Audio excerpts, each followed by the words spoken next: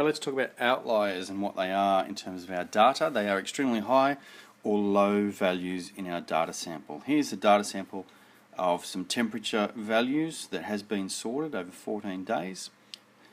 This little calculation here shows us how we can calculate a range for things that are not outliers, and if anything sits outside this range, it will be an outlier. Let's go through and show how we use it. Q1, if you have a look at this formula, we've got some things in here that are familiar to us. Q1, which is our first quartile, IQR, which stands for our interquartile range, and Q3, which is our third quartile. Things that we know how to calculate, in this case Q1 is 28, because our median, Q2, sits right in the middle here of the data, so there's 7 values on the top and there's 7 values on the bottom. To work out Q1, we just do the middle score of the top half of data. Okay, and if you're not sure how to do this, look up the previous videos on how to find the interquartile range. And Q3 is the middle value in our bottom half of the data. Our interquartile range is calculated by subtracting Q1 from Q3, so in this case we get an interquartile range of 5. Now we've got everything we need to know to fill in this little equation here. We've got a Q1, we've got an interquartile range, and we've got a Q3. So let's plug them in and see what we get.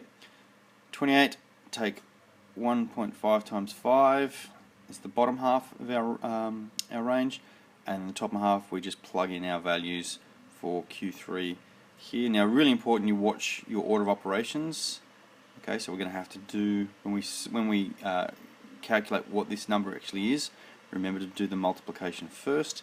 And we end up getting an expression that says 20.5 is less than or equal to x is less than or equal to 40.5.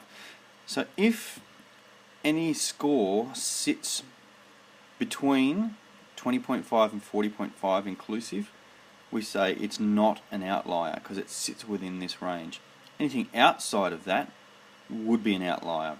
So in our data, there are no outliers because the highest score is 40, and that actually sits within this range because it is less than or equal to 40.5. A temperature of 41 would be an outlier according to this calculation. Some of our statistics are affected by outliers and some aren't. Let's have a look. The mean is affected by outliers because scores are included when we calculate the mean. Our median is not, because we're only looking for the middle score, so an outlier at the top or bottom doesn't change the number of scores, so it does not affect the median. The mode is not affected by an outlier because we're only looking for the most frequent scores.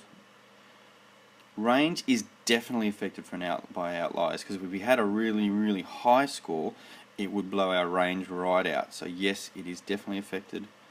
The interquartile range is not, because we're only dealing there with the middle 50% of scores, so outliers are not going to affect that.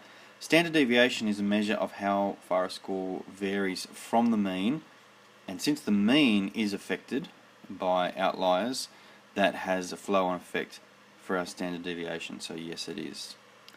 Alright, that's outliers, how we calculate them, and what summary statistics are affected by them.